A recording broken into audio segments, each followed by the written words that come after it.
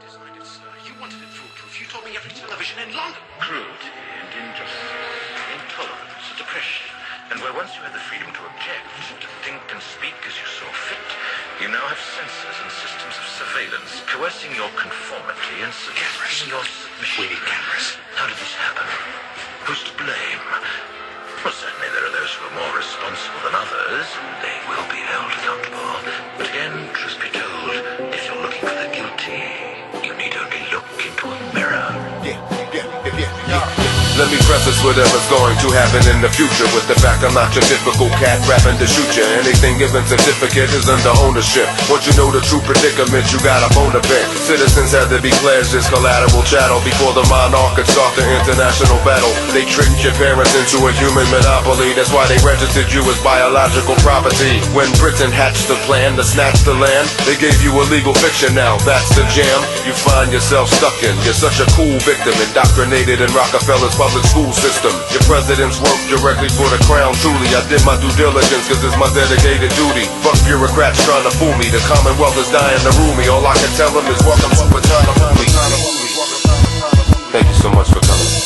You could be free again. Oh, that would be grand.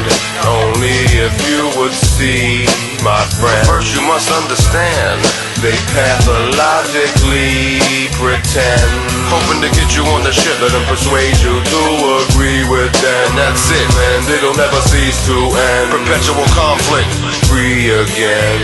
Indeed, you could take the shackles off, but have you ever really been? According to maritime admiralty law, you never will be free, my friend. If you fail to reclaim your tax money they freely spend on wars that never seem to end. United States is not a country but a corporation, contractually created by the Constitution. Let there be no debate. Your founding fathers intended you be a citizen of your respective state, not a citizen of the U.S. domiciled in Washington, D.C. Oh yes. Prior to 1921, upon arrival, the birth of babies was recorded in the family Bible. But after the Great Depression, people really lost their noodles, so they signed a document that simply squandered all their scruples, joining the ranks of former slaves' children, becoming a 14th Amendment citizen. The Social Security Act, written by actors, manufactured to make it look like a beautiful package. Too bad you never heard the news. The Social Security Act equals voluntary servitude. Notice the deceptive language. You bow to tyranny again, and voluntarily, my friend. 14th Amendment citizen, you better learn to speak to them if you wanna be free again. The President of United States don't answer to the Queen. He answers to some shadowy cats that you've never seen. Frank Van der Cliff wrote about it in the Evening Post. Now the creature from Jekyll Island is robbing you blind while he's smiling at you, cause he's just a ghost. To get a job in America, you need a SSN. To go to work in Canada, you need a card people call a SIN. They changed the names, but it's all the same, no matter where you've been.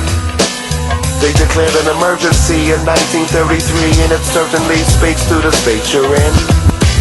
I got a son that I cannot call a kid. If I have my way, I'ma get him off the grid. I got a beautiful girl named Sophie on the way, and if they try to stick a little chip in my children, forget the gazillion. They really gonna have to pay. Really gonna have to pay. You have no fear anymore. You're completely free.